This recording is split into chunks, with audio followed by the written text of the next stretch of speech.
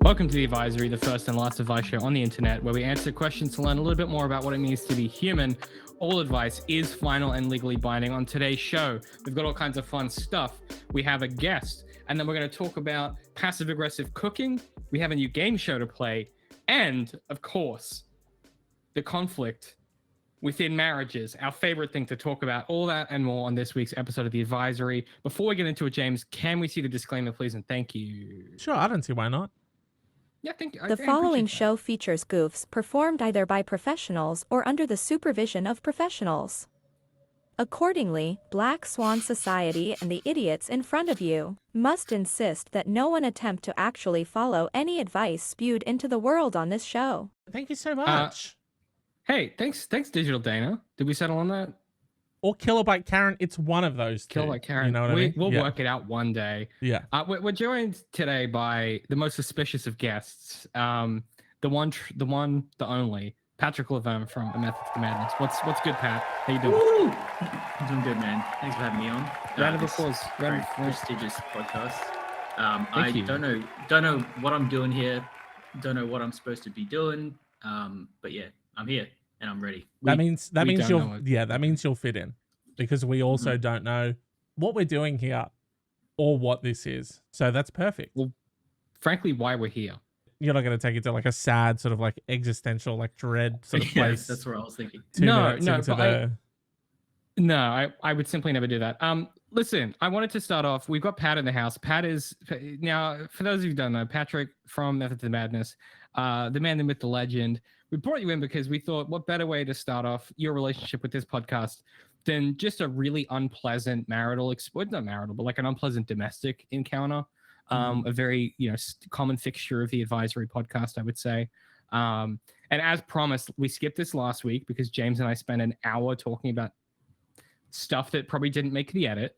But this week, I thought, what if we did the advice first? Well, I'm well equipped to talk about marital problems, so of course, good thing I'm here. Yeah, Pat's been divorced 3 times. He doesn't like talking about it. No, please don't bring that up. Yeah, sorry, I didn't mean to blow up your spot. No, it's all good. That just sounds like 3 times the experience to me. So very positive attitude. I know. You wouldn't be saying that if you knew how the 3rd divorce went. It was not good. It was pretty messy. 4th time's the charm. That's what I tell myself. They always say that. They always say that. The famous saying. This question comes from Horizon-Window 3675, a very human username on reddit.com, the arsehole of the internet. This question is a real experience, okay?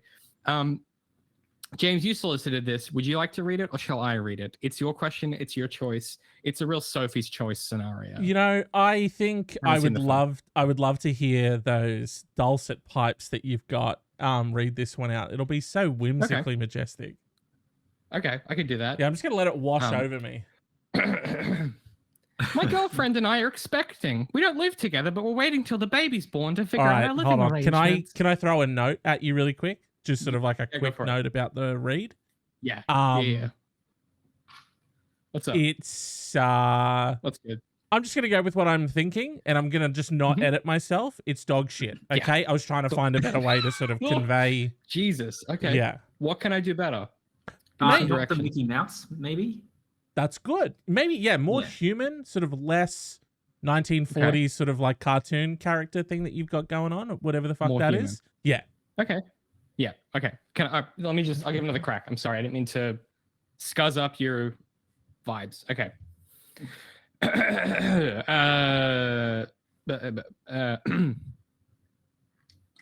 My girlfriend and I are expecting.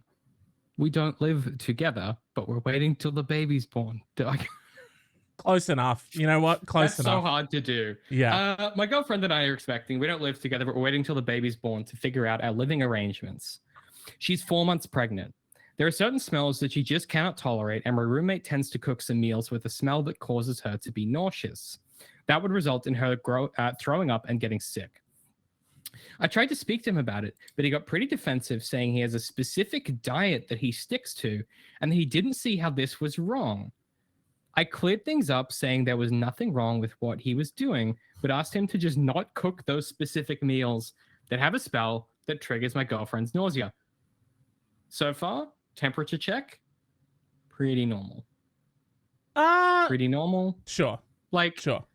Sorry, for the question asker to be like, hey, you're scuffing up when you cook, my girlfriend throws up. Could you not cook those things? Maybe. Right. And sorry, seems reasonable. You think that's reasonable? Okay. Well, okay. Sorry. Hang on. What's going on in the old James noggin? Oh, what's going on in my noggin is you don't live here, okay? What do you mean? What do you mean? What do you mean? Can I change what I'm cooking and what I'm doing in my house? I've just clocked. No, the first line of the question is my girlfriend and I are expecting. We don't live together, but we're waiting until the baby is born to figure out living arrangements. So he lives with his housemate and she's staying over while she's pregnant. Which I did not clock the first time. Yeah. So what if what if you went to her place where the smells aren't? I mean, possibly. Sure. Yeah. Not the route I'd take with it, but keep going. I'm sure you'll come up with something unnecessarily passive aggressive and exciting for us. He got upset and ranted about how he's a resident unlike my girlfriend. Okay, exactly James's complaint. Yeah. He got upset and ranted about how he's a resident unlike my girlfriend who doesn't live here, and said that he can't even consider my request since she's here almost 4 days a week and stays till 10 p.m.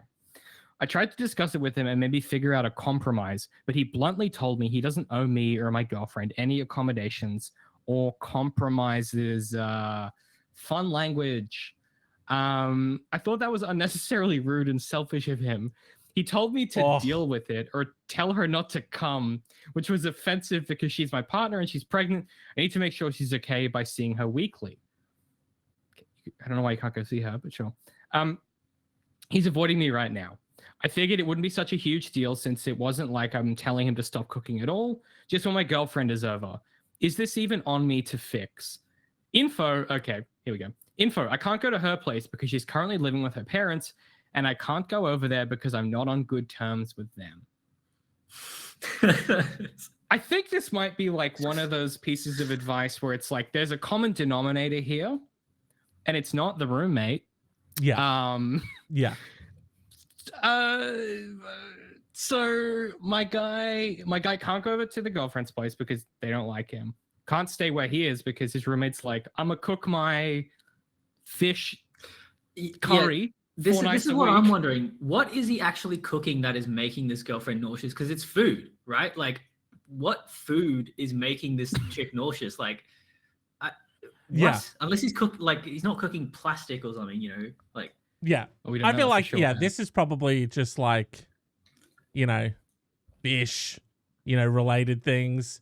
Or people when they're pregnant, they sort of, they get a bit weird around like certain shit, but then they like froth like other weird shit. They're like, oh, that lasagna smells disgusting. But what I could go for right now is pickles dipped in peanut butter. Yeah, it's like an entire jar of pickles, just slathered in peanut butter. Because we all live in apartments. One of the things that occurs everywhere I've lived, and it's just part of the old living situation, which I screamed about for 30 minutes last week. I shan't repeat that issue. But one of the concerns with living in an apartment building is oftentimes different folks will cook different things that will stink up the hallway. Right. They'll be doing a bad smelling fish curry. They'll be doing a bad smelling fish tuna bake. They'll be cooking seafood is what I'm saying.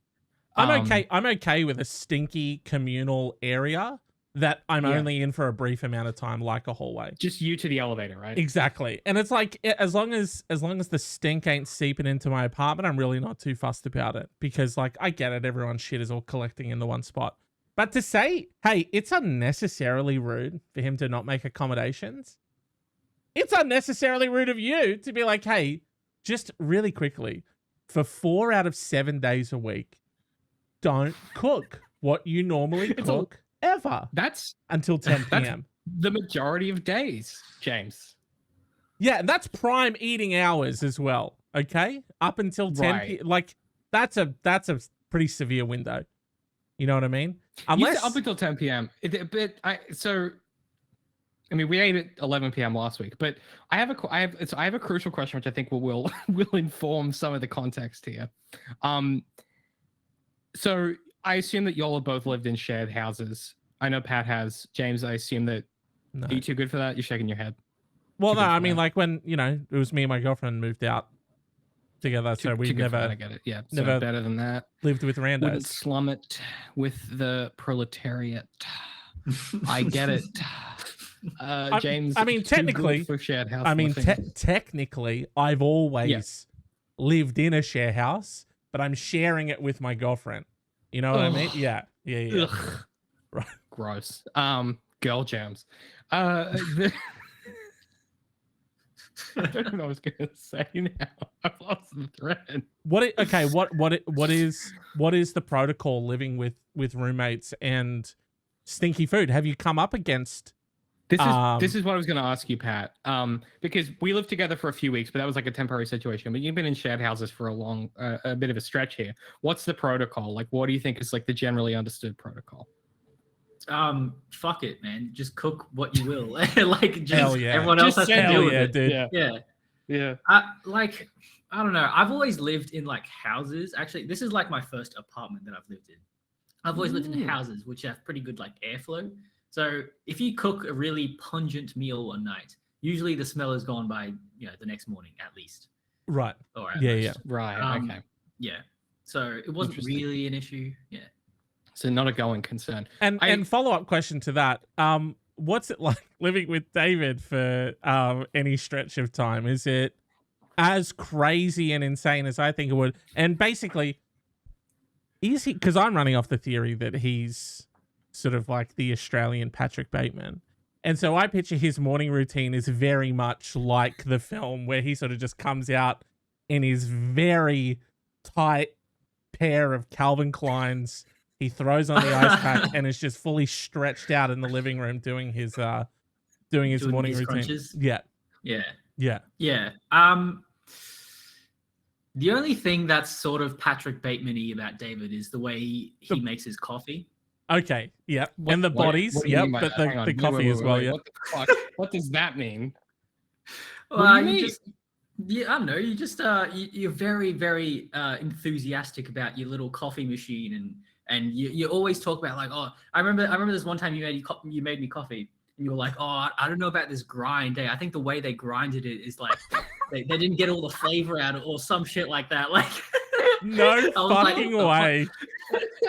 To be fair, like I drink instant coffee, but Right. so Yeah, I But probably still, did it say was that. like- This cunt is doing the the Huey Lewis and the News scene of fucking Patrick of the fucking American Psycho about coffee. Yeah. Yeah. Yeah. I would also say very quickly, he's Patrick Bateman-esque about his coffee, it seems, and he's Patrick Bateman-esque about his insane music system, which at one point we need to are you aware of his playlists? Yeah, kind of. Yeah, and his playlists that he has for each day of the week that he's themed No, based, it's a group of playlists, and for he each day of the week. themes It's not them one- based on what he thinks the theme of a Monday is, like the universal theme of a Monday, the universal theme of a Wednesday. You know what I mean? The thematic overture of a Thursday. That is some psychopath shit. I'm not gonna lie. Like, exactly. Yeah, Mondays, or I can't remember. It was like Thursdays are a kind of a blue kind of day. You know, Yeah. Yeah. That's gonna be some Bill Withers. It's gonna be some like oh fuck me, like some Jimi Hendrix, maybe, like, maybe some like Eve, like Cardias or something like that. Whereas a Friday's gonna be upbeat. Okay, that's gonna be some hip hop. That's gonna be some like classic hip hop as well. Maybe like some like Old Dirty Bastard or something like that. Maybe we're getting some like some Nas or something like that. Like you gotta. He's breaking out some ODB on Fridays. Okay, all right. That's how we do it sometimes, or we might do some new stuff, right? Like I got some. Maybe some the Logic new Mountain Goats album came out or whatever, and you're just like Fucking cranking hell whatever yeah. the fuck that shit is. Yeah, That's a Saturday album. Oh, That's a Saturday morning album. My mistake on that one. Yeah. Bro, Yeah. imagine That's a conditioning your moods like that. That is pretty strange. Yeah, dude. I'm Yeah, not gonna and lie. like thinking about it ahead of time and being like, okay, well, the Monday is going to be this type of mood, and then like I can't help but think about every step that goes into that process and all the thinking involved. It's a lot. It's a lot. Mm. But I'm excited to break that down in further detail one time because Oh yeah. it's When crazy. we hit some kind of goal that we haven't set yet, some kind of subscriber follow goal or something, we'll get you on, Pat, and we can all just sort of deconstruct what's wrong with me vis-a-vis my playlists. Oh, perfect. Yeah. Well, your therapist hasn't been able to do it in like 5 years. So, well, actually, you know what? If it's gonna happen anywhere, it's gonna be on like a podcast or like Like a Exactly. live stream, Yeah. entertainment media platform. I also think So, that you know he's what? hiding it. I think he's hiding a lot of these key details from his therapist. So yeah. Oh, yeah, I couldn't tell her. You would? Yeah, obviously. Yeah. Obviously, I wanted to keep treating me, not to be like, you fucking weirdo. No, not Yeah, thank you. it's embarrassing, bro. Come on. It's embarrassing. With this question, I did, what I normally do. I ran it by our AI overlords because I just thought, Yes. like, what does a computer think is the like optimum solution to this? Okay. You know what I mean? Yeah. So AI says, why don't you and your girlfriend rent a food truck and park it outside your roommate's house whenever you're over? You can cook What? all sorts of delicious and non-smelly meals that your girlfriend can enjoy, and your roommate can't complain because it's not in the house. Plus, you can start a new business and make some extra money to support your new family. Win-win-win, which I thought was terrifying. That the thing that is like out here literally replacing everyone's job is like trying it's to like get a side hustle. suggest a side hustle to me. Well, because that's like a Gary Vee suggestion, where it's like, oh, you have this family problem, find a way to make it into a monetary gain. Like that's so AI. Well, then to it not said, understand the it said, context. of course, this is just a silly idea. In reality, it's on your roommate to be considerate of others and make some small accommodations, especially since your girlfriend is pregnant and going through a tough time. It might be worth trying to have another conversation with him. And if that doesn't work, maybe it's time to start looking for new living arrangements. I think incorrect. It's time to start gaslighting him. Okay. How would you go about Picture that? this. Okay. Picture this. Okay. Actually, we finally have more than 2 people. Let's do a role play. Okay. It's very rare that I get to do this with just not James. Okay. So, James, you'll be. How do I want this to go? Sorry, are we James, are we your puppets and you're directing us? How are you not in this thing? Yes. Me? No, I'm in it. I just was trying to work out who I want my girlfriend to be of the 2 of you. Okay. Who's going to be more supportive of me in this scenario? I'll go the girlfriend. That's a tough question. Okay. Yeah, You yeah. volunteered. So Patrick, you're the roommate that's being inconsiderate and cooking just all the stinky food. All right. You're cooking up a fish. You're cooking up a bad smelling fish. It smells. Yeah, wait, let me get in the mindset of this person. Yeah, sink yourself into it. Yeah. We're just gonna have a conversation over here. I know it smells, babe, but like I just, it's his space too, and Yeah, but it's know. like, can you believe what this cunt fucking Harrison is doing on maps this week? Right? This piece of shit's what? just Huh? like gaslighting his fucking girlfriend. And I just can't believe that Channel 9 is still allowing this kind of bullshit to run on the air. You know what I mean? yeah, It's disgusting. Neither. You know? Harry's actions disgust me as well. That's crazy. It's Harrison. It's Harrison. Are you That's not what I paying said. attention? Are you not paying attention to? This is our time when we Bro, sit down and we watch do you maps. listen to your girlfriend? Come on, she's pregnant, man. You gotta That's be how- really what attentive. fuck? Dude, I would That's have a fucked private up, dude. conversation. You're not listening Sorry. when we sit down and we watch our show. You don't even know the characters' It's my favorite names? show, babe. You know it is. I just Name that's 2 what I other said. You people. misheard me. Name 2 other people on the show. Gary. Fucking piece of shit. You know what? This is so like you. This is so like you. And This it is so fucking like me. it Hang on. fucking reeks in here, dude. And now you're not even Yeah, Rick's listening to there the shit that I because say. He's cooking fish and shit. Okay. Pat, what are you gonna say to him about You want cooking to fish blame and shit? him? I mean, it is Yeah, his well, fault. he's the one cooking it. It is his fault. So I'm sorry. So, what's your name, pregnant woman? It's James. Holy fuck. Does anyone listen to me in this house? And does anyone know names? You know it's James. Alright. And frankly, I think it's rude that you're pretending not to know my girlfriend's name. My girlfriend has been pregnant for 4 months, who's been coming in and out for the last 2.5 years. I think that's pretty rude of you, actually. Yeah. No, I thought David, you were gonna pick tell a him- new- tell him a my new name. for this, but anyway, You? I know James. I know it's James. That's Okay, James. James. Okay. Where Terrible do you live, James? imagination. Where do you live? Sorry. Mum and dad's house. Oh, okay. And why aren't you there? Like most of the time. Oh, because I love, because maths is on 4 days a week. And it's like, I'm not going to fucking sit at home and watch maths on my own like a goddamn loser. Right? I'm going to sit here and I'm going to watch it with my boyfriend. Yeah. It's my favorite show as well. So Yeah. big Oh, time. okay. I And, love when they get married. At first Right, sight. and- Yeah. And David, the reason why you don't go over to James's place is because I don't want to talk you about have it. beef with his parents. I don't want to talk about. Frankly, it's none of Okay. your business, and that's a really personal question. I don't want to talk about. So, Okay. Yeah. and I don't understand why this has suddenly become a witch hunt against me when you're the one cooking some big sinky fish. So I don't. Frankly, I don't Right. frankly understand why I'm the fucking Yeah, villain all of a sudden. It David- feels like a bit of victim blaming. Yeah. Does that- David called my dad a cunt after he, so there was a whole big thing about David thought he knew how to make confit potatoes or whatever, and it really it caused the whole problem. A lot of problems with this guy around food and stuff, you know what I mean? So, stinky cooking, fucking roommates, and and then also like making fun of It my was really dad's not- cooking, that kind of stuff. It was really no one's fault. It was one of those things where it's just like It was avoidable. the universe. Yeah, It was one of those things where it's like no one could have done anything different, and the universe just kind of happened. yeah. So You it's like definitely you this could have kind done a of- lot differently. I feel like, yeah, Me, yeah. right? You could have not All right, spat so- on his potatoes. Probably would have been a good sort of starting point. It was Yeah, an that- accident. I was trying to. It doesn't matter. I Right. don't want to talk about That was it. a pretty intense thing to do. Here's my solution to this. Yeah. I say we we calculate the amount of money from the Okay. rent that each sort of function in the house takes up.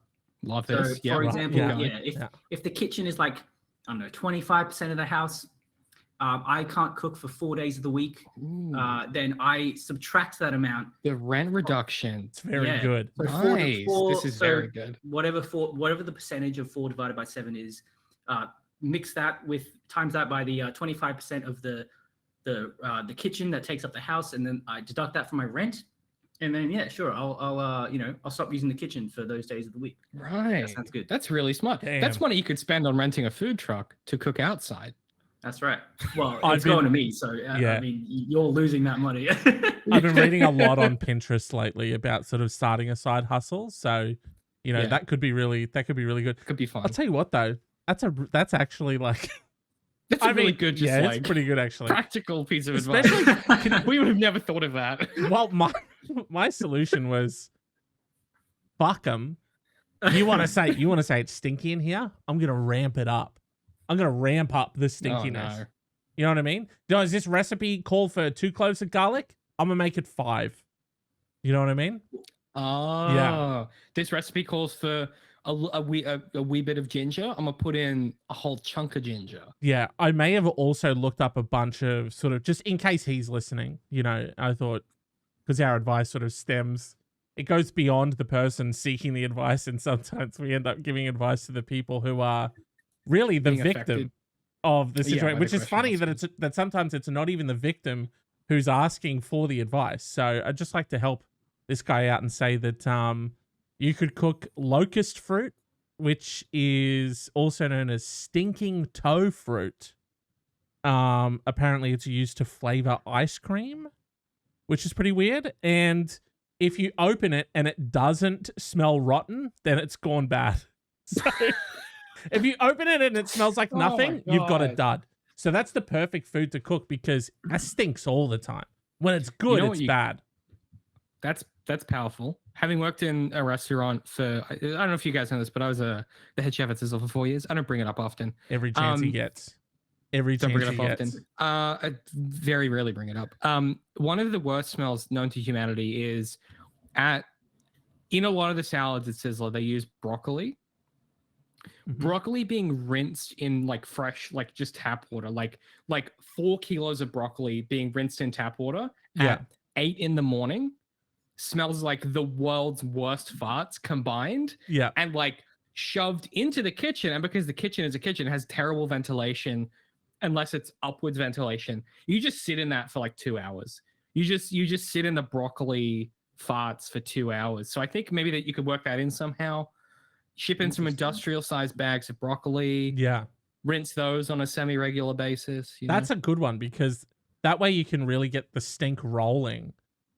That's what I'm Re-cooking, saying. you know what I mean? Like, Yeah. and then, because at that point, what are they going to argue with me? Now I'm not even allowed to prepare food? I can't have food in the house because that's Yeah. the trick there is like you're not even cooking.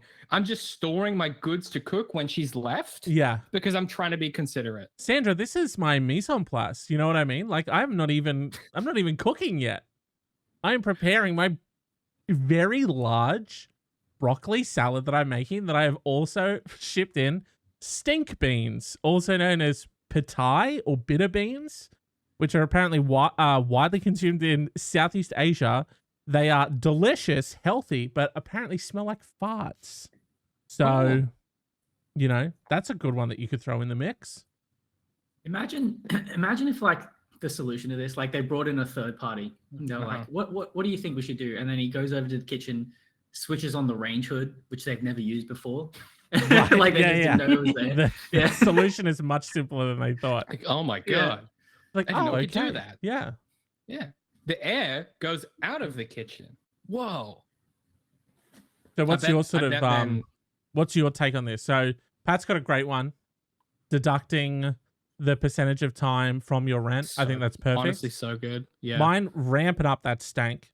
You know, maybe you want to throw Go in real some stinky. surströmming, which is a tinned fish from Sweden that's fermented in a salty brine for 2 months, which creates a strong rotten egg smell. And they eat it on sandwiches with butter, potatoes, onions, and sour cream. None of those I things. saw this somewhere. Someone was like opened a can of that in a park because it was so stinky. It was like on some documentary. I can't remember where it was. But Right. yeah, I know what you're talking about. That's a dangerous food that it comes with a little warning label on it. Consume outside. Consume in a well-ventilated area. Guys, I'm starting to suspect you might have Googled the world's stinkiest foods. No, I'm just saying, you know, these are all You sort just of know all just those? very off Yeah. the top of the dome. You know Okay. what I mean? Felt like, okay, I'll take your word for it. It did feel like you went ahead and Googled world stink, and you're reading from a list? Definitely not. Durian's a great one.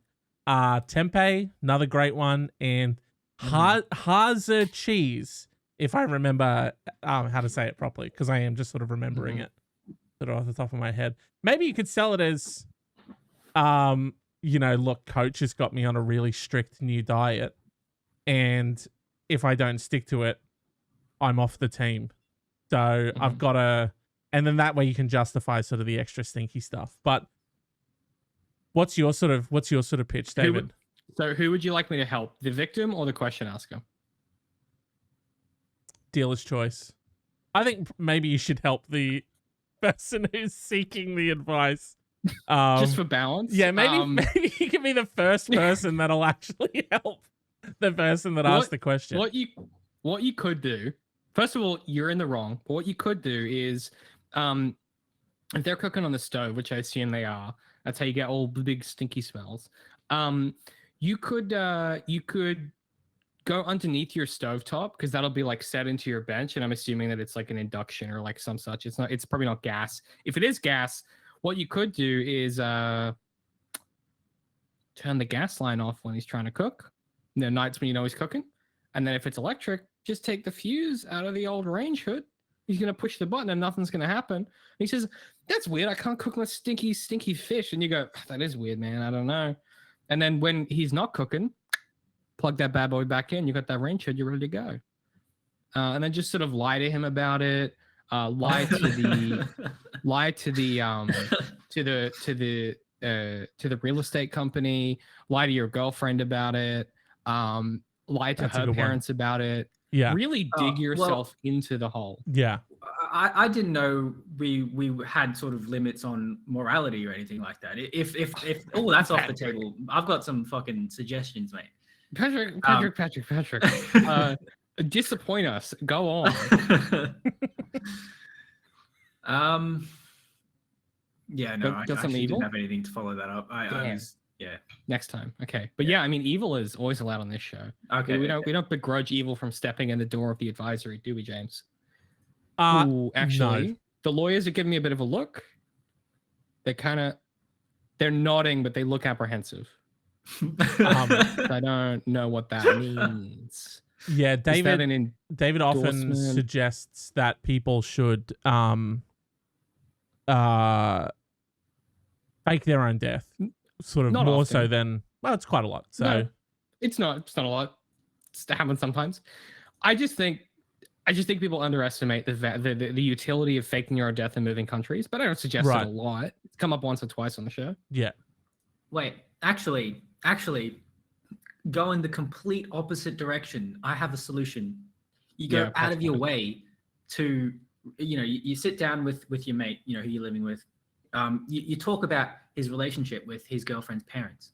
You really dig deep. Then you go talk to the parents about their relationship with him. And then you try to make them reconcile. Oh, okay. Yeah. The Right. rare positive approach that we would never Yeah. consider without Yeah. you being here. Yeah. Fix, Right. build bridges, fix the divide. repair That's what I'm saying. relationships. Okay. Huh. That's a Yeah. unique approach I- that we've never thought of before. I know, unconventional. Yeah. Yeah. Address the might just source work. of the problem. I don't know. Oh, okay. Interesting. James, have we is that allowed? Can we do that? I sort of have like a sick feeling in my stomach because it's sort of like it's Right. new territory for me. But Yeah. I could see how it could benefit everyone involved. And that's tough to hear. you know that I really Yeah. like to be laser focused in my solutions, and I like to only help a singular One. person at a time. So the fact that it's sort of solving a problem for 3, maybe Ooh. even 4 plus people because there's a family potentially Plus involved siblings, as well. like, Yeah, you it know, really yeah. makes me feel quite gross. But a little nauseous. yeah. What if it makes Christmas better? Like, there's just a lot of things that could kind of benefit from that, and I don't know about it. yeah, the more I yeah. But think it's good about that you. the more Yeah. good things that could come from it, the sicker I sort of feel. Yeah. It's good that you brought this to us, Pat. I just think I think this time we're gonna have to take a pretty hard pass. I think just Yeah. sort of. Yeah. Thank you On so that much for one, your input on that one, Pat. But we are going to have to say no on that one, which Gonna have we've to never take a actually pass on done that. before on the podcast. So First time. yeah, Yeah. Just brought Yeah. the completely wrong perspective to this show. yeah, it doesn't really sort of Yeah. match Yeah. the sort of Yeah. the approach. Yeah. Yeah, what you've done here is you've come on this podcast and you've embarrassed us in front of each other, in Yeah. front of What our Da- what fans, David and in likes to front of say your is- parents who are watching. So, David likes to say is that's not what we do here. that's not what we do here. Yeah, he says That's that a not what lot. we do here. Yeah, I do. Yeah.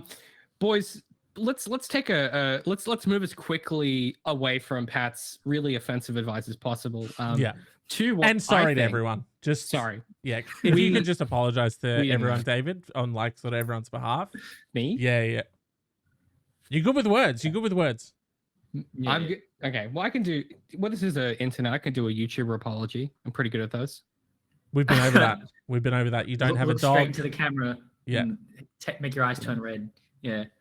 I can't do that on command. But I mean, we're so. Hey, I'd like to apologize for Pat's actions, how they might have made you feel, how they might have made you think, how they might have ruined this podcast and your enjoyment of future episodes of the show, how they impact your viewing of us as people and him as a person. Yeah. And frankly, the negative impact it's had on our personal relationship, and our friendship. And for that, I'm truly sorry.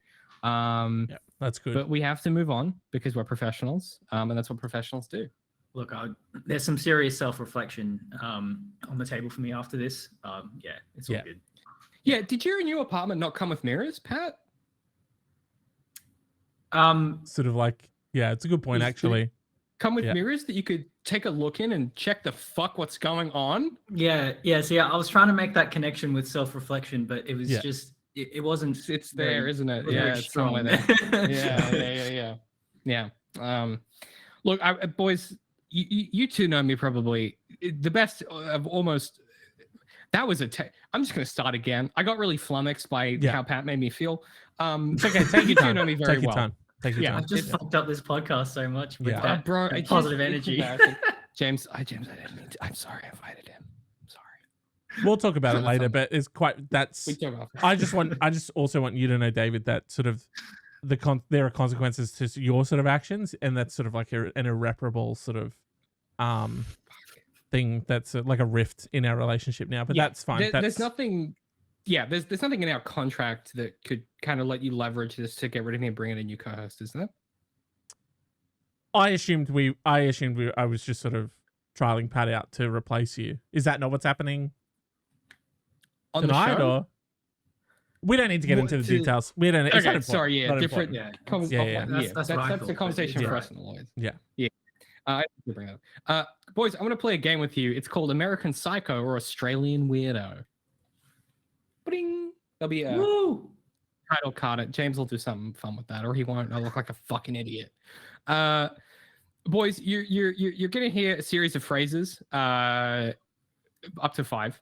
You'll hear them one at a time, and you'll need to decide who said it: Patrick Bateman or me, your friend David McNeil. Any references to American Psycho's characters have been replaced with people and things in my life in order to preserve the integrity of the game. You'll win a point if you get it right. First to 3 points wins. Or if you guys don't, if no one wins, then I win. Then I'm the real winner. And I will request if you get a point that you hold up your points just because it'll make a better edit, I think. Okay. Probably. I don't know, James, you do the editing. Is that something? I'll just put him in sort of like a text. You'll do thing. I'll sort of just do a text thing on the screen here. Okay. Well, number 1, American Psycho or Australian Weirdo. This is an easy one. Maybe. I wanted to start off easy. I've been a big Mountain Goats fan ever since the release of their 2005 album, Sunset Tree. That's a David. That's a David. Before that, I really don't understand any of their work. Too artsy, too intellectual. It was on Sunset Tree where Peter Hugh's presence became more apparent. I think Up the Wolves was the group's undisputed masterpiece. It's an epic meditation on intangibility. So keep in mind, the details have been swapped, so it could be Patrick or it could be me. Patrick Bateman, James, you think not me. Sorry, Patrick Bateman. Yeah, right. So I swapped the details. Okay. So it's either a sentence I've said or it's a sentence Patrick Bateman said, but I've swapped the details because otherwise it would be obvious that it was Patrick Bateman. Right. Okay. Does that make sense? Yeah. Let me read it again. Yeah. I've been a big Mountain Goats fan ever since the release of their 2005 album, Sunset Tree. Before that, I really didn't understand any of their work. Too artsy, too intellectual. It was on Sunset Tree where Peter Hugh's presence became more apparent. I think Up the Wolves was the group's undisputed masterpiece. It's an epic meditation on intangibility. That's Patrick Bateman. I would also say that's Patrick Bateman. Yeah. Okay. It is Patrick Bateman. The original quote, which James was alluding to before. This is why I said it was easy. I've been a big Genesis fan ever since the release of their 1980 album Duke. Before that, I really didn't understand any of their work. Too artsy, too intellectual. It was on Duke where Phil Collins' presence became more apparent. I think Invisible Touch was the group's undisputed masterpiece. It's an epic meditation on intangibility. So you both get 1 point. Ooh. I should also say that I'm including quotes from the book. Our points tallies above us. Ooh, that's exciting. The book. Some live editing. Hey, whoa. That's fair. Okay. Next, number 2. So we're 1 for 1 for the audio listener. The floors in my bathroom are faux ceramic. The eggshell tiles are uneven and coarse, ensuring that even the smallest flake of skin or hair or dirt will catch in the pores and linger. On my worst night, as 3 a.m. passed by, I stared at inky black sick as it ran from the toilet bowl along the splashback and into the grooves between the tiles, devouring the grout inch by inch. A sharp knife has taken residence at the base of my skull. Bateman. I'm going to go with David on that one. Ooh, that was me in an article. So James gets 1 point and Patrick does not. No fucking way. Did you say that? That's in an article. That's in an article I wrote about Demon Souls. So dude, I can't even like that is some actual psychopath. That is like, some psychopath shit right there. that Yeah, is yeah, like, yeah. Like the character that the caricature that we made of you like earlier in this, episode, like that is that. Like that's Yeah. not real. What the fuck? 100%. Bro. Yeah. Lock your doors. All right. Pat. Yeah, I was going to ask Yeah. if you're okay, but I really sort of am thinking now that we're the ones that are unsafe and sort of not you. No, but you're yeah. not unsafe. I would just be vigilant. Right. Okay, you're all right. My doors are locked. Just sort so of we're good. check your balcony doors are locked. Check your hall doors locked. Yeah. Double check that no one has a copy of your key as well. Right. That's just good. That's just good That's what I would- advice. Yeah. Call your local sort of people that make copies of keys, right? I would check Change all that. your passwords and stuff in your emails. Don't change those. All right. Third one. Yeah. Third question. American Psycho or Australian Weirdo. I don't understand people who won't take the bus. I don't understand people who won't take the bus. I'd say that's you. I'm gonna say that's a David quote. Yeah. It's too that's pithy. easy one for Yeah. me. Too pithy. Thank you, Pat. Thank you. Well, James was wasn't meant to be technically a compliment, but okay. okay. Well, I'm going to take it as a compliment. James is technically one, but I have a few more to run through, so we'll just see how we go. So the it was next first to three. the next don't matter because I'm already victorious. Is that what you're I saying? have two more. So Pat could Right. technically even you, and then I have a tiebreaker. Okay. But you are Wow. on paper victorious. Yeah, no, so. Listen, cunt. You told me that it was first to three, and I would have you said that I would have my I crown. never said that. And right as you went to hand it to me, you snatched it say back that. and said, actually, best of It's like- 5. I wouldn't say that. Wow. So, Wow. I never said that. Okay, that's fine. That's fine. Yeah. I was going to edit in sort of like confetti here, this being my big sort of victory royale moment for me, but no, that's fine. We'll just Can you get a horn that goes? "Brum, brum, brum," or something like that? don't need to. Just Got sort the soundbite of you doing it, so we'll just edit that Yeah. in. How are you going to edit it in? I It goes don't get away. bogged down in the details. Yeah. Okay. Yeah. Sorry. Digital graffiti. Yeah. Number 4. I don't want to get you drunk, but that's a very fine tin of Asahi you're drinking. Sorry, misread that. I don't want to get you drunk, but that's a very fine tin of Asahi you're not drinking. I'm gonna go with Patrick Bateman. Yeah, Patrick Bateman. Yeah. The original quote is, "I don't want to get you drunk, but that's a very fine Chardonnay you're not drinking." Yeah, because remember that. I feel like that one's too, because you're a weird cunt, right? We get that, but I feel like that one's too creepy mean to by that? say. That one, I Yeah. don't see you sitting there being like, "That's fine, James Squire, you're not drinking right Yeah. there, friend." You'd be like way more snide about it. Yeah, You'd be like, "Oh, I can't think of an example," but you just like make the- it like really like. yeah, he'd be like, it'd be something like, "Wow, okay, yeah. that's actually a really fine Glenfiddich that you're not drinking there, but that's okay." Wow, Yeah. it'd be that Just kind gonna- of energy. Huh. So you like your beer warm, do you? Weird choice. There it is. There it is. Yeah. Yeah. I like that James's was a compliment, and then Pat immediately turned it into a dunk, like immediately. Fifth one, number 5, and then there's one after that, which is for all the marbles, I think. Number 5, I'm just mulling over integration problems, examining opportunities, exchanging rumors, spreading literature. Just mulling over integration problems, examining opportunities, exchanging rumors, spreading literature. That feels like a I would say David. that is, that's a David quote. My boys, my innocent baby boys. That's Patrick Bateman. You Wow. fucking idiots. You fucking losers. You fucking dorks. You don't know me at all, you goons. That was sneaky. That was really tricky. what you Yeah, did there. I thought so too. The original That's some is, wanky shit that you'd probably, come out with. You know what I mean? They'd be like, "Wow, what are you up to?" "Oh, me, just mulling over." Yeah. You'd sort of. I Head down chose that it. vein. Pat's right. It was sneaky. I chose it because it sounds like something I would say. So Patrick Bateman says, just mulling over business problems, examining opportunities, exchanging rumors, spreading gossip. Okay. Okay, I remember that quote. Yeah. Yeah. It was a little sneaky. I apologize. It was a little sneaky. It was a little sneaky on me. This one is for all the marbles. I've never truly understood the morality of stockbrokers. You're investing other people's money on other businesses and getting paid for it. Doesn't that seem absurd to you? Let me start again. I've never truly understood the morality of stockbrokers. You're investing other people's money on other businesses and getting paid for it. Doesn't that seem absurd to you? Does that seem ethical to you? I'll say David. That's a David quote. This sounds like it was typed out instead of spoken, so I'm going to say David. I said that on an episode of Art for Artists. It was like episode 190, 170 something. Yeah. But yeah, that was me. I said that as a human person, and it sounds like a fucking robot wrote it. In the context, it made sense. In retrospect, I sound like a psycho. Yeah. Plus, I really don't feel like Patrick Bateman would be talking about something that he finds unethical. You know what I mean? Because he doesn't have any ethics. Yeah. Yeah. So first of all, well done, both of you. Great job. Yeah. Kudos.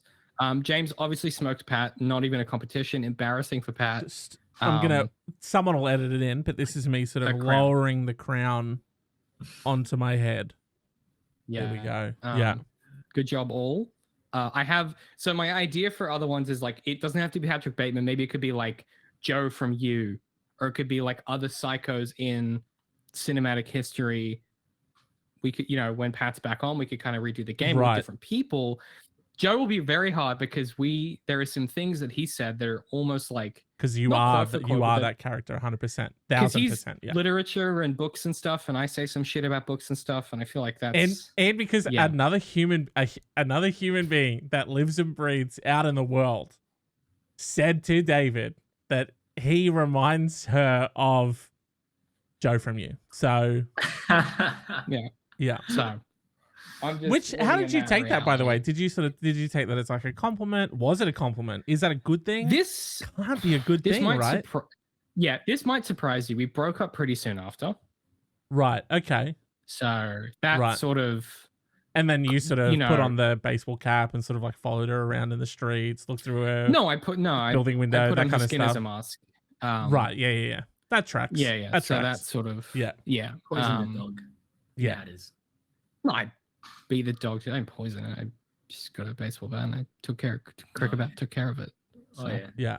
What am I gonna put? I'm not gonna wait for poison. That's crazy. It's too slow. I got a schedule to keep Pat. What are you fucking nuts? Like, Jesus Christ. James, who the fuck is this guy? I want to. Is this a good time to talk about why you have a giant machete just in your house? It's not a machete. It's the sword from 300. Right. Oh, okay. Because that looked like. I do sharpen it semi-regularly and oil it and. Well, for home safety, okay. And for other activities. And it's from the movie of your favorite director. It's from the film with Jared Butler, the handsome Jared Butler, and my favorite director, Zack Snyder. And that's my big favorite sword that he has in that film. Okay.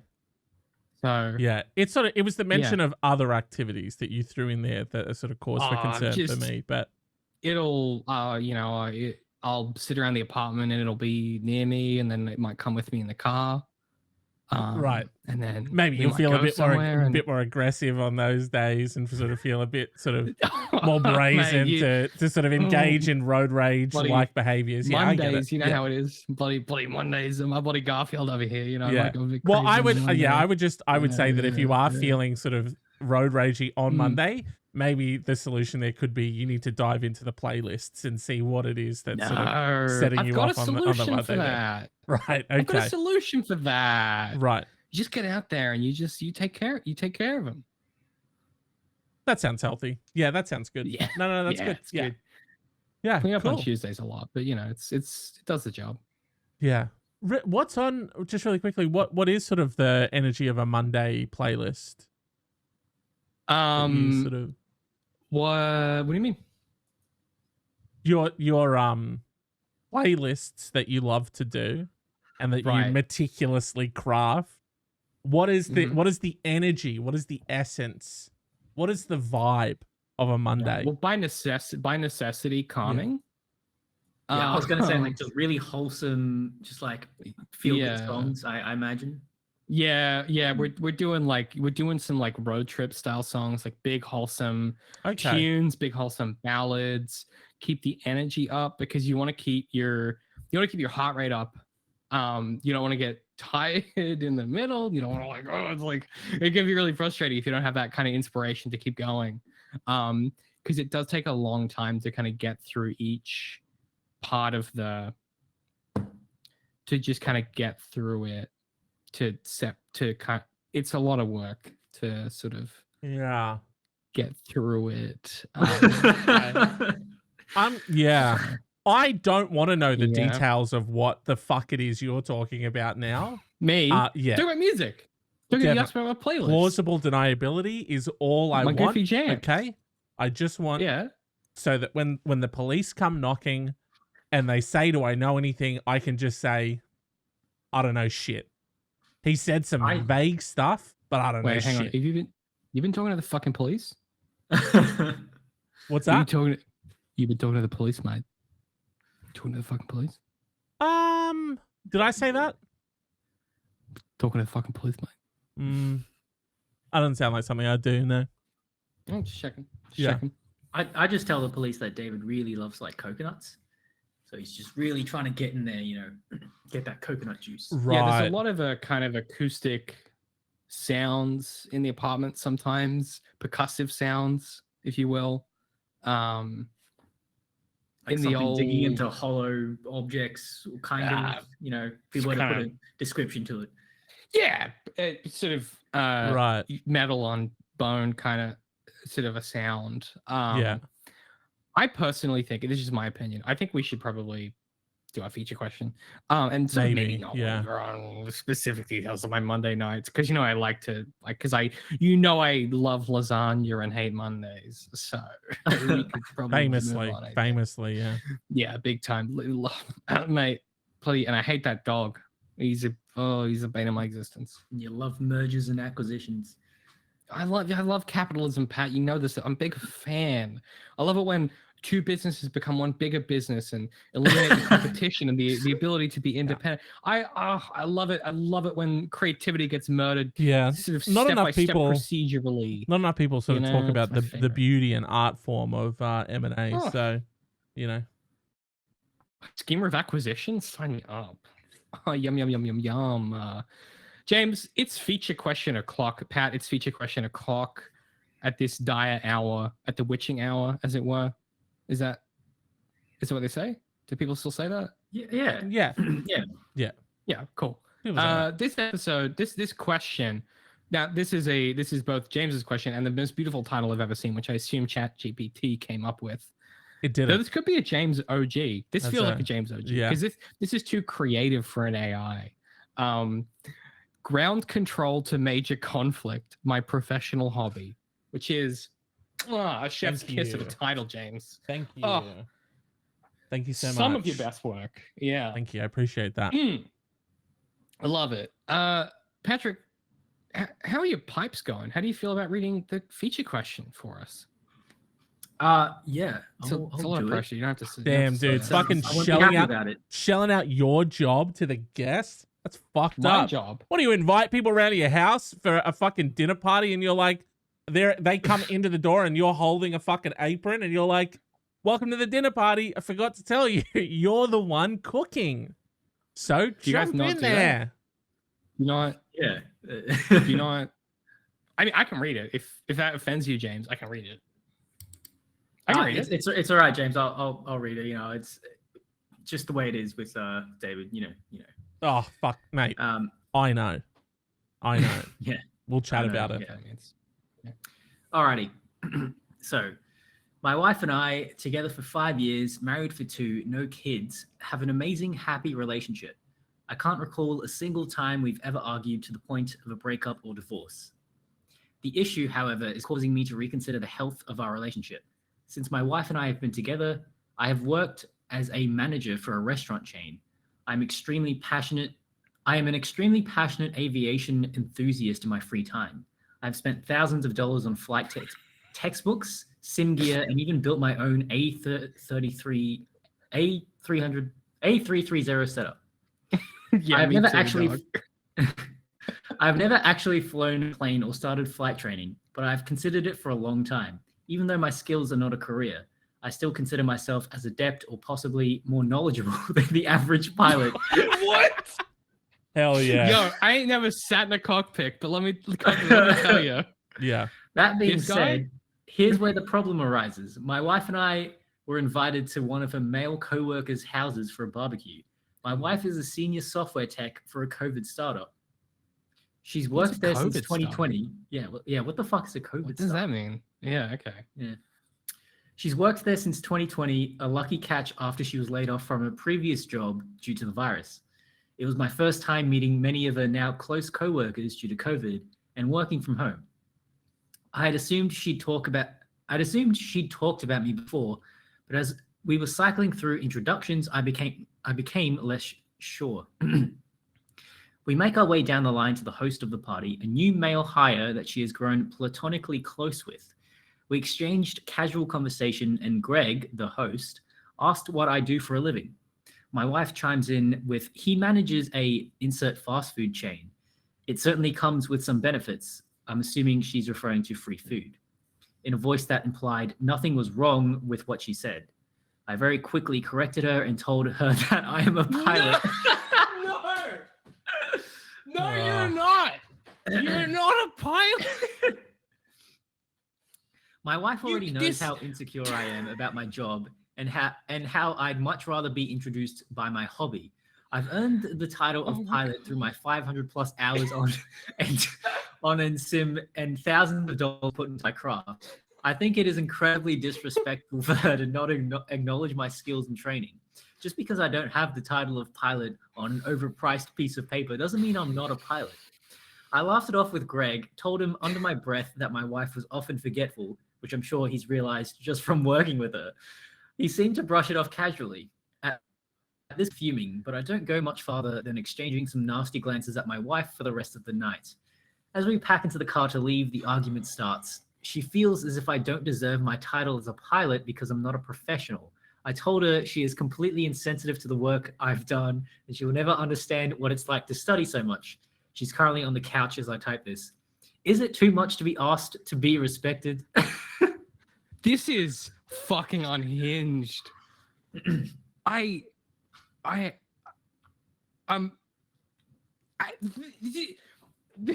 The coworker says, "Hey, what do you do for a living?" For a living, which is like, what do you do for a job with 7.25 hours of your day, Monday through Friday? And your wife factually accurately said you manage a Sizzler restaurant, for example. I don't know if you guys knew this, but I actually ran the kitchen at Sizzler for about 4 years. I don't bring it up interesting. often. Okay. Interesting. Yeah. I try not to mention it. Probably a lot of really still know like how to funny make and cheese sort of toast. like insightful tales You- that sort of come from. You'd think so, but no. Yeah. Yeah. Okay. So so I guess my question here is like, what the fuck is happening? This Yeah. is I mean, to because- say you're quote possibly more knowledgeable than the average pilot is the most wild fucking statement, considering you have never, not even once, piloted any aircraft of any kind. This is such a like a Reddit sort of question, or like the way he sort of talks about himself. I remember reading this other thing about like it was the woman posting about her husband, and she goes, "Yeah, my husband thinks that being a Reddit moderator is like an actual job, and he's obsessed with it, and he like gives it like such importance." This sort of has those that's similar the vibes. Yeah. that's the vibe of like I run my Discord server like I'm a dictator. Like Yeah. that's the energy. I like that he's like she's on the couch as I type this. Like he's kicked her out of the bedroom somehow in this scenario. Oh yeah, she fucking she embarrassed him in front of all of his new friends, David. Okay? All right? And it's unacceptable. And I don't know if I've mentioned this, but I've watched a lot of cooking videos on YouTube.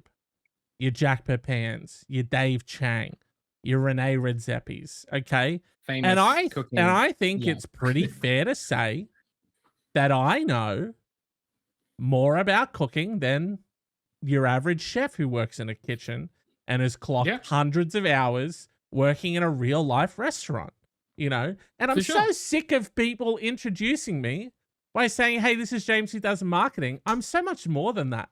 I'm a professional chef from YouTube. You know what I mean? From YouTube. Yeah. Now you're not cooking the food, you're just watching it. Well, I'm not gonna like that's not important, is it? I can sort of like Well, the kind of like the issue. Most people, it's like, what do you do? It's like the key word there is like, oh do? right, Like, yeah. What are you No, doing? we played that Overcooked game. You know, We did play that Overcooked game. Yeah. You're not wrong. that's yeah, sort of so that's similar. That's sort of the same. Yeah. I imagine that's very similar to what it's like being a chef and working in, you know, a restaurant. So, and I've clocked. I mean, kind of. Yeah, There's some parts of it which are pretty similar, which is like Yeah. me screaming at everyone and giving them instructions that definitely. they ignore when they feel like it. And I Just, played like, that for an also hour. Pandemonium all the time. Yeah. Yeah. So I think playing Yeah. that for an hour, probably correlates to 30 hours of real life, you know, real kitchen experience. So Okay. yeah. Interesting metric. Here's the thing. You know, David, you and I do some podcasts sometimes where we talk about like media. Chatting. Yeah, we And- talk about media. We talk about Yeah, and film, the TV. way we talk about it, the way we introduce ourselves, like we're sort of experts on the stuff that we're talking about. Yes. And we don't do that as jobs. So is it any That's different true. from this scenario, do you think? I think it's different because if someone says, "Hey, what do you do for a living?" and someone says, "Oh, he's a software engineer," I don't go. First and foremost, I am a media critic online, and then I'm a published author. Like, no. I mean, Someone says, "What do you do for a living?" Like I understand your point, but I guess the difference is like, that's one part. That doesn't define me. Like, one part of my life doesn't define me. Like, I get what you're saying. I would never bulk at someone being like, this is your day job, and then me being like, actually, I've published 3 books and I'd thank you to call me an author. Like, I feel like I just if someone didn't use the words like, what do you do for a living? If they asked you just like, what do you do? I feel like you would go to the media crit area and not the your work area. Whereas if they specifically ask you, what do you do to earn the gold coins? You would say the software engineer part. Yeah, definitely. But if someone was like, hey, like, what's your biggest passion in life? Like, what do you care about the most? Obviously, it's like the writing and the like storytelling. I love when people introduce people at parties like that. Yeah. Or they sort of are inquisitive about something and they say that they're meeting for the very first time and they say, oh, hi, what's your name? Oh, yeah, I'm David. Oh, fantastic. And what are you passionate about? What's your deepest what passion? lights your fire? You know? Really? I love those people. Yeah. That are just like, they meet some random person and they just make every effort to like get to like know you like on like a spiritual level. Those are the kind of people I want to hang out with. Because I think this speaks to a much larger issue, which is that I mean, it's so weird anyway to be like, hey, what's your, like, the way to introduce yourself or to ask someone about themselves is to be like, hey, and what do you do that earns money? Like, your job is your identity. Yeah, or like being someone that makes money is like the core of your personality and like your like ethical contribution to society. It's fucked up. But also it's super normal. Like, it is fucked up, but also very normal of her to be. It's something I pulled out of this that we haven't talked about yet. Is he kind of is alluding to this complaint of like, I assumed she talked about me to her coworkers. Right. I have never, absent someone directly asking me a question of like, hey, what does your partner do? Or like I have never just like voluntarily talked about my partner at like work. Like, it's work. Like, you talk about work, and that's weird, right? To assume that she'd been like, oh yeah, my partner, he's a pilot, usually into planes and stuff. Like, Yeah. But I it's mean, weird. it does come up pretty organically because it's like, hey, what did you do on the weekend or whatever? And you're like, oh, you know, my partner and I went to blah, blah, blah. And then they're like, oh, who's, you know, what do they do? And then, you know, you might get to know a bit more about them organically. If my partner spent 14 hours of the weekend playing Flight Simulator on his computer, I'm not going to mention that. Okay. So what you're saying is you're not going to introduce your girlfriend as like, oh, hey, and this is Mary, and she is a wizard at Hogwarts Academy, obviously clogging a lot of hours on that new Harry Potter video game. Really getting into the old Harry Potter game. And she works at a fucking cafe as well or something. But she loves this whole wizard shit. And she's personally negotiated the complexities of buying a product that contributes to the Harry Potter brand. And like, I think ultimately it's like a lot of people should learn that like media shouldn't be your entire personality and identity. And like, I think that's, if you have that feeling and you feel like you need to play it instead of playing it, it's just like a game. I think that's like a bigger story, but she's worked out those complexities and worked through it. And it's really about her own personal accountability, but she is, and I cannot stress this enough, do not address her as anything else. She is a witch. Yeah. And if you address her as anything else, I will be very offended on her behalf. And I'll thank you and to quite frankly, respect her as a Hufflepuff. Exactly. Thank you very much. Yeah, exactly. Because as a Hufflepuff, it's deeply ingrained that you would be very respectful of them as people. Respectful, exactly right. Yeah. Because when you're in, and they give respect. Exactly. Because when you're in one of the most dog shit houses, it's like you've got it. You need any leg up. Yeah, any leg up you can get. I think the solution here, just strong arm your wife in every social setting. Wear a pilot's uniform because she's gonna look real fucking stupid trying to explain to her. Oh yeah, this is my husband Greg, and that's really good. He actually manages the Queen Street Mall Hungry Jacks, and he's like, pilot's uniform. Quite obviously, I'm a pilot. Yeah, that's really good advice, actually. To just she may not take you out with her is the only issue. That will probably stop happening. Yeah. That's actually like. I'd like to formally submit my my request to go on a pee break, if that's all right. Pat, go pee. 100%. We'll hold down the fort. Go pee. But do mute yourself so that we don't accidentally hear the old tinkle, as it were. Has not done that. That's fine. Living with it. But I like the idea that his microphone will it'll hear something faintly in the distance, attenuate, and it'll try and boost the gain on the microphone until it can hear the piss. Yeah. The thick stream. Yeah.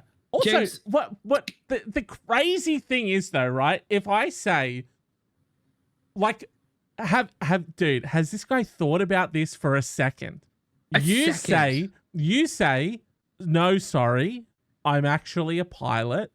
And then their next question is obviously going to be, oh, who are you a pilot for? What airline do you fly for?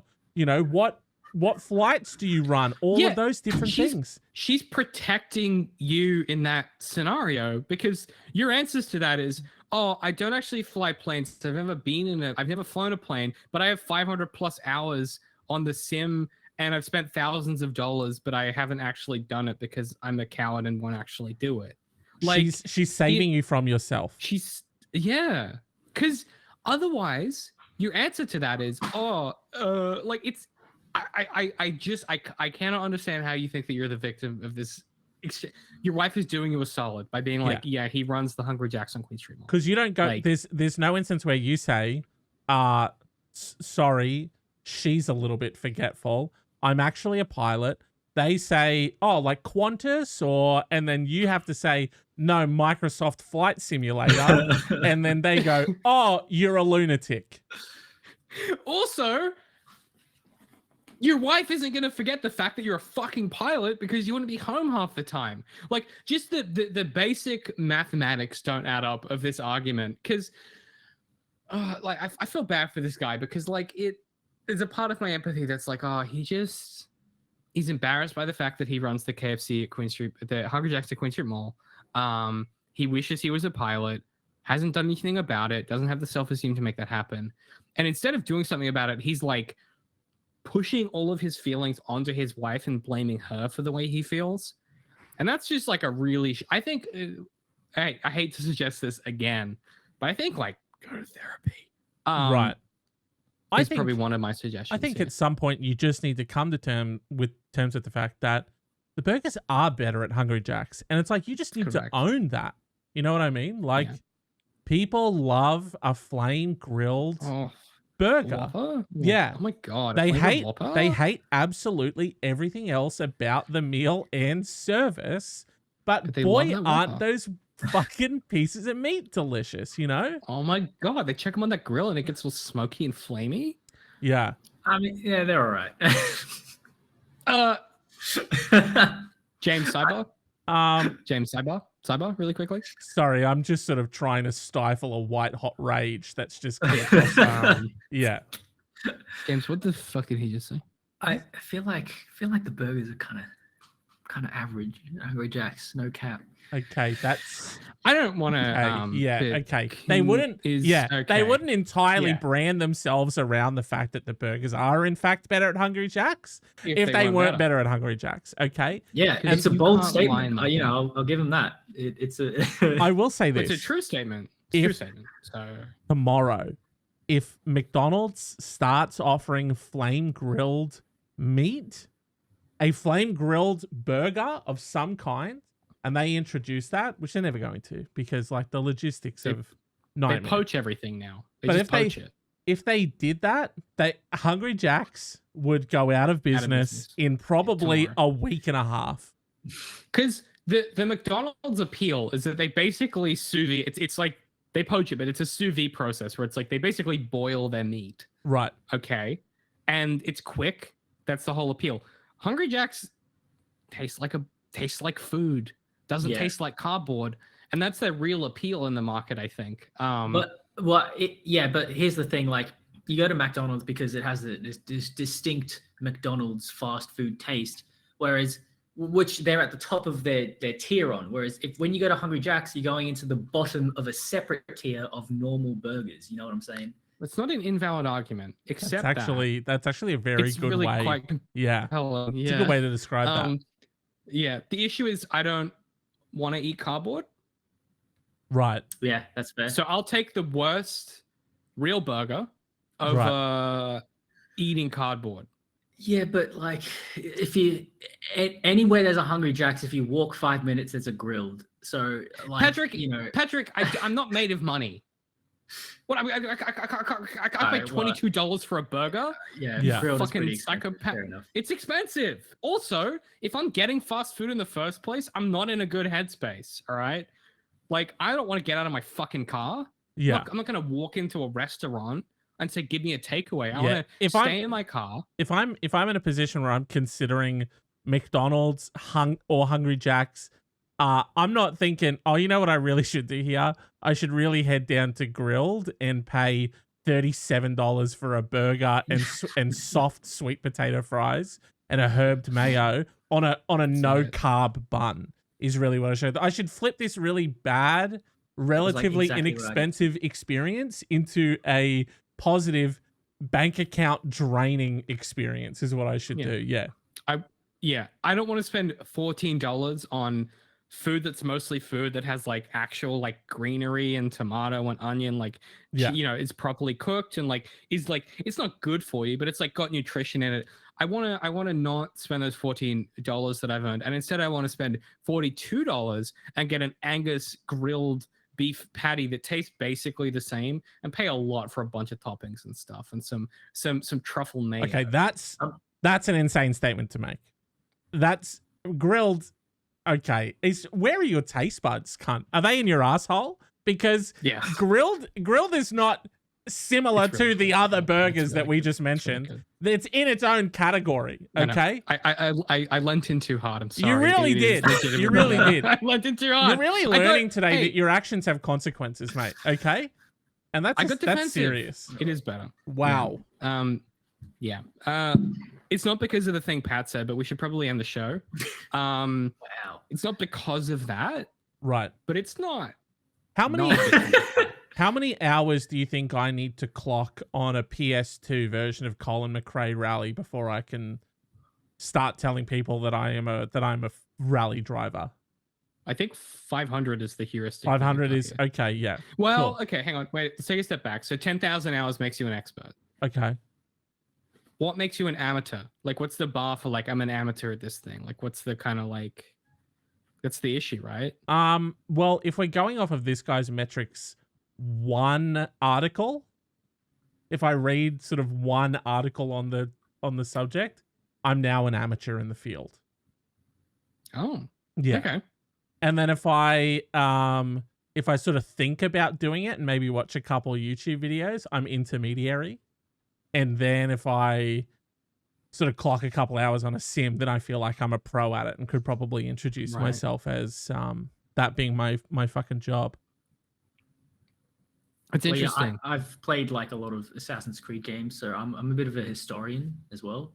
Oh, okay. Oh, Interesting. Okay. Yeah. Yeah. So Yeah. any- Yeah. If there's any historians, you should. I'd be happy to debate you about anything. Okay. Yeah. Okay. Interesting. Well, I played a lot of I put a lot of hours into PUBG back when that was a thing. And so I Yeah. really feel like if I got parachuted onto an island with 99 other people, I could probably come out top 5. Pretty you confident probably that I would could too. that I Pretty, could pretty fucking consistently. murder at least 5 to 7 people, maybe more. So yeah. And again, Assuming come I'm out not on top your 5. squad to. Well, assume I'm not on your you'd squad be to stuff hiding that. behind you'd be hiding behind a trash be in a can trash while can. everyone's literally on the floor dying is what you would be doing. Yeah. When you said PUBG, I was like, oh, I wonder what real life skill he's gonna attribute to this, and then it was just Hunger Games. Fully, Yeah. full blown Murder. murder. Yeah. Murder. Yeah. Yeah. And parachuting. You know, I feel like Oh. Yeah. Yeah. Okay. I've got that Parachuting nailed seems down. tricky. Seems Nah, kind it's really of not. complicated. Yeah, You just fucking Okay. jump and pull a string, mates. Easy out. exactly. Fuck, when you say And it so like that, you want to I feel like an you idiot. want to like angle yourself down, and that's Down, faster. and then yeah, Yeah, and then you can do the Pretty little simple. dip and simple weave. system. Yeah. Down fast, and then when you pull the chute, you sort of scoot your butt back a bit, and then that'll make you then- glide. Yeah, It gets you glide. Yeah. Yeah. And if you do that repeatedly, really quickly, it kind of tricks the physics engine and go further That's right. the physics engine of real life. Yeah, of reality. absolutely. Yeah. Yeah. God's physics engine. So I feel like solved. You know, just wear that pilot's uniform. Done. Sometimes advice is really simple. Sometimes it's complicated. In this case, you landed on a winner first time, James.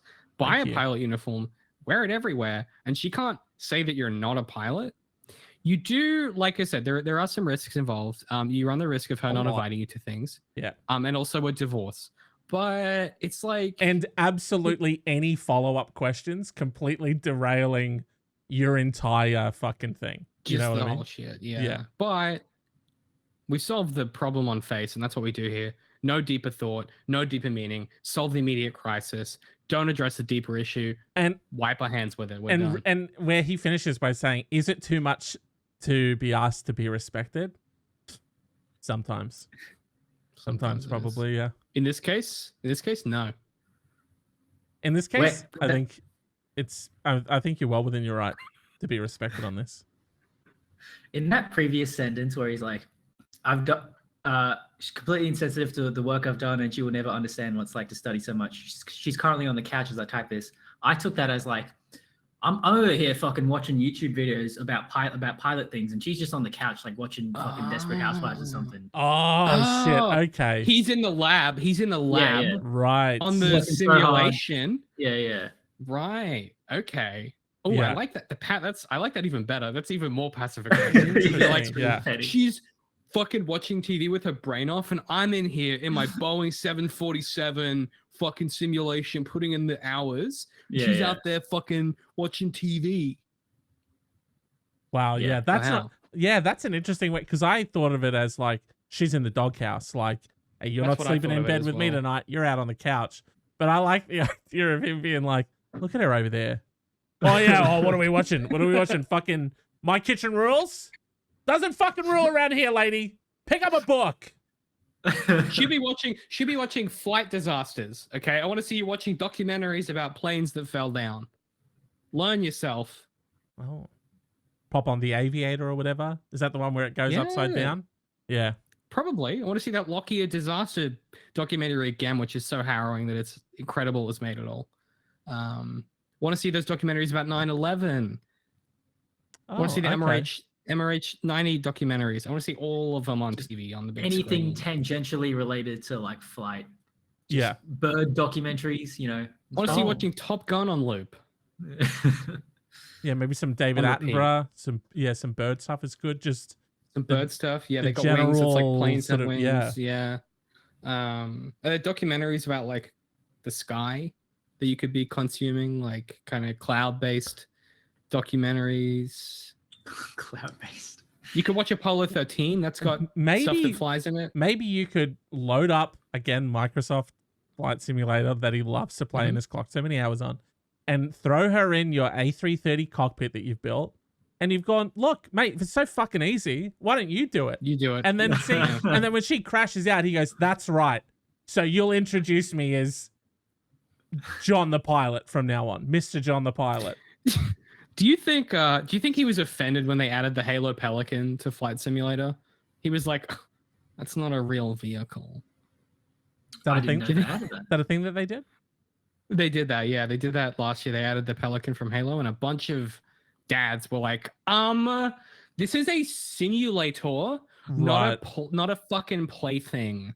Get your fun Halo vehicle out of my simulation, please. I could just choose to not play it, but the fact that it exists James, in it's there in my has really game. poisoned James, the well. it's in my menu. It's in my it's in the sub menu that I have to deliberately navigate to, but it's in my fucking game. It's in my code base. If he gets and burnt I'm a out, dad, and I don't think that's okay. If he gets burnt out on Flight Simulator, and then maybe his mates are playing some new Battlefield, and he jumps in and he's piloting the helicopters, he's piloting the jets and stuff. Do you think it eventually tips over to the point where he's like, you will now tell them that I'm a fighter jet pilot? Yeah. Starts playing Ace Combat. Yeah. Yeah. What if he plays X-Wing, the old X-Wing game too much? Babe, I'm a Star Wars X-Wing pilot. You know? Could happen. What if he plays The Witcher too much? I'm David, Geralt of Rivia now. Okay, babe. okay, mate. You know? All right, yeah. Except he wouldn't do that, okay? Because he quite obviously likes to keep it in the realm of plausibility. Oh, in reality. Exactly, yeah. And this is maybe he exactly plays why that- he's pissed off about the fucking Pelican that they added to the goddamn Flight Simulator. Yeah, you know what I mean? On me. Yeah. Wow. It seemed like fun though. It's not about fun, okay? No, This is my job, my hobby job. Fun. It's been fun. Fuck me, dude. I'm sorry. It seems like a fun. If you want to have fun, also, there are plenty of other flying games that you can fuck off to, okay? But over here, in my workplace, the cockpit at my desk that has the joystick that I just spent $300 on, it's serious, okay? And this is a serious space.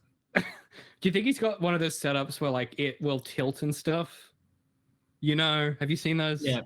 That's actually why his wife is like a bit more like disgruntled with him, because it's taking up a whole room in their house. Yeah, that's what I'm saying. Yeah, she's it's like I wanted to like sew in that room, but my husband has got like his giant fucking air sim playground in there.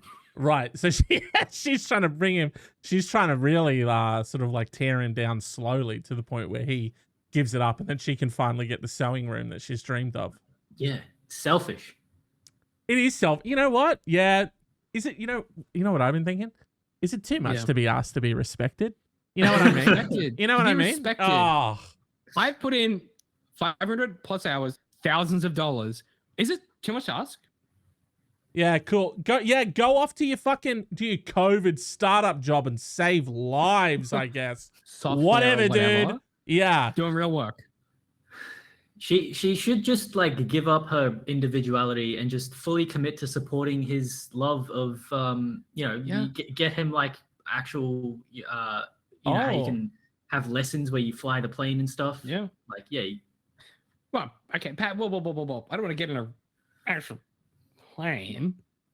No, that's good. Call him on it. call him on it and just like for a birthday or yeah. Christmas, you know. Oh, get him a pilot thing. Yeah, Get him a, here's like, here's like, some get in the plane. here's some pilot lessons, and now he's got to be like, oh shit, like I've got to like actually do this now. You know, I'd imagine there'd be a lot of excuses on the day. You know, carpal tunnel, wrist injuries, spending too much time in the A330 cockpit. You know, really takes a toll on you. But yeah, can't do it. Can't do it, unfortunately. But still a professional pilot. You know, don't have to confirm it. Already confirmed it. How do you like become a pilot?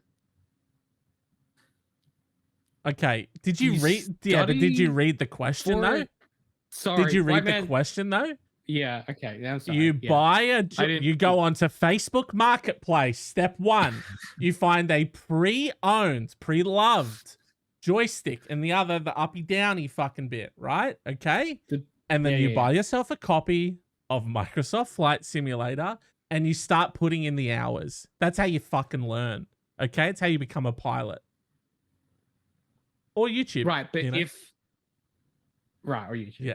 But traditionally, what's the traditional avenue to become a pilot? You mean like flight school? Yeah. Is it like a school? Like, is it like a university? Is it like a course you can do? Yeah, I don't fucking know, eh? Yeah. It's very similar to Hogwarts, but it's very just pilot sort of focused. You gotta stop bringing up Harry Potter. I'm trying not to get canceled right now. Right. I'm just I'm trying to ground it, sort of like I'm trying to tie it back to you know, like a reference point that everyone would have. You know, that everyone what I mean? would understand and Yeah. Right, comprehend Harry Potter. Yeah, where you know, you put on the pilot's hat, you get sorted into your pilot class, you know, and then, your pilot robes, that kind of stuff. You carry your joystick around everywhere, that kind of shit. You get it. Big time. Yeah, each plane actually, it doesn't come with like the handles. You have to bring your own and plug it in. Stick it in. Yeah. It's like I don't know, like every pilot has like, you know, history with their joystick. It's a unique stick, and it's been really good since COVID as well, because that way everyone's not using the same joystick, so it's good. You know, everyone's got their own, and you really want to. It's all about you know what the makeup is of. I don't really like to get bogged down in like the you know airy fairy nature of it, but I have heard that the joystick chooses you. So yeah. Were you before COVID? Were you You using other people's joysticks, James? Oh, just grabbing a lot of shit. Yeah. Touching, that sounds grabbing, incredibly inappropriate. Yeah, sneezing near stuff. Yeah, you know? Yeah. I don't know about that. Yeah. Okay. Well, that's like it seems like a breach of personal space, but that's fine. I would never touch someone's joystick without consent. Okay. Right. It was asking for it. I don't know what to tell you. Yeah. Anyway. It seems like, it sort of seems like you're on the outside on this issue. I'm the problem. Okay. Well, look, at the risk of solving this too well. Yeah. I think we done did it. I think we done did the advice. I think we done did the episode of the show. Patrick, before I plug our bullshit, before I plug our very exciting places where you can find us, where can people find you if they Me? We've gone back a screen. Sorry, what's up, James? Yeah, no. I thought you were doing the outro, so that was I was doing the outro, but Pat, where can people find you on the internet? Oh, people can find me on YouTube, Spotify, SoundCloud, iTunes, and Stitcher. Our podcast name is A Method to the Madness. It's incredibly non-SEO friendly, so you might have to type in A Method to the Madness podcast. It'll be linked in the description. Yeah. And we also have a website, amttm.com. It's a podcast I do with my good friend Mitchie, where we talk about films and TV. A lot of Breaking Bad, if you like that. Which we do. I'm on it sometimes. Go check it out. It's one of my favorite shows. If you wished Art for Artists continue to exist in its absence, it's the show for you. James, let's get the frick out of here. Yeah, sorry, I'm sort of just I'll kick you to the outro. I'm just checking out the A Method to the Madness podcast. So Yeah. Yeah. I'll do the outro while you do that. Is that cool? yeah, no, that's cool. I just it's a film podcast from for the philosophically minded. Okay, cool. I'm Is that dreaming actually about what it says? Oh, that. Is it's yeah. That's cringe. the well, that's the Instagram. You know, I go straight to the Instagram. You know what I mean? Okay. Oh, Yeah, shit. yeah. Big grand. He's a big grand boy. Yeah. Haven't I looked mean, at Instagram in like personally, years. if I was going to describe it, I would say that it's a weekly podcast where they discuss, analyze, and otherwise ponder their favorite films and television. I'd say that they love films and they also love philosophy. And that podcast, I think, it's a really great combination of both, articulating the immense power of films and elucidating the complexity of such media. Is sort of that's just personally how I'd describe it, though. But How you describe it? I would describe it as really bending the meaning of weekly. right, as someone who makes a weekly podcast that hasn't been updated since I think maybe 2021, I would say shut your mouth. So that's all I would say about that. I've got no ground to stand on. Thank you so much for watching and listening. Go check out A Method to the Madness wherever you find your podcast, on your podcast catcher of choice. I guarantee you'll find it there. It's a really fun show. If you've been around the stuff I do for a long time, you'll know who Pat is. But if you haven't, go check it out. It's great. Mitchie's very funny and the dynamic is excellent. If you like what you just watched, you can subscribe to us on youtube.com/@BlackSwanSociety for the VODs of this podcast, or you can just type in Black Swan Society into YouTube and I guarantee we will show up and not the film. I checked the other day. We beat them. We beat them by this much. Nice. Is there a connection to the film? No, we just think it's a cool name. That's not true. I actually love dance. So, wow. James is famous for his expressive dance moves. Oh yeah. His full-bodied expressive dance. Wow, it moves. is actually. We have beaten out the film. It looks like we have. Yeah, check that out. It's good, isn't it? Okay. You can follow us on the TikTok or the Gram at BLK Swan Society. That is TikTok and Instagram at BLK Swan Society. We can catch clips and images of what we do. Otherwise, if you're thinking to yourself, man, I'd love to be in the chat like Tramates, or Stinky Fingers. You want to contribute to the conversation like they did this week, you can tune in live at 6 p.m. AEST Thursdays on twitch.tv/Black Swan Society, twitch.tv/Black Swan Society. Join us every Thursday night for some goofs, some gaffs, and probably something meaningful. We try and slip it in there. We sneak it in. If you're listening on a podcast catcher, if you're an audio oriented person, please consider giving us a rating or a review on your podcast catcher of choice. It really helps the show. Really helps us find more listeners. And if you leave us a bit of a funny review, got your comedian hat on, look at that funny hat, we might read it on the show. So please consider giving us a rating or review. Really appreciate it. Otherwise, thank you so much for your time. Pat, thanks for stopping by. We appreciate it. We apologize for bullying you, which I imagine we did at some point. I don't know if we did that or not, but it's part of the course, so it's all good. And Pat, obviously the offer will be emailed over to you. There's still there's sort of like a weird gray area crossover where one host is sort of moved out and then the new one is moved in. But that's you don't need to worry about that. Sort of the lawyers will deal with that stuff. But no, you'll have the offer will hit your inbox pretty soon. So yeah, appreciate it. All right, yeah, fuck yeah, I'll look out for it.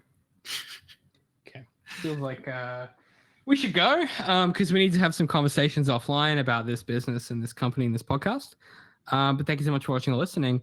We'll catch you at the same bad time, same bad channel next week. Goodbye. Bye. Pat, they can't. Pat's waving, but they. Oh yeah, that's right. I can't see. Bye. I was waving. I was also waving. I was waving as well. I forgot that waving. No, we know. Well, okay. That sort of speaks to volumes about your character, and that's sort of why we're. The show's over. It's done. We did it. Definitely. Definitely. Yeah.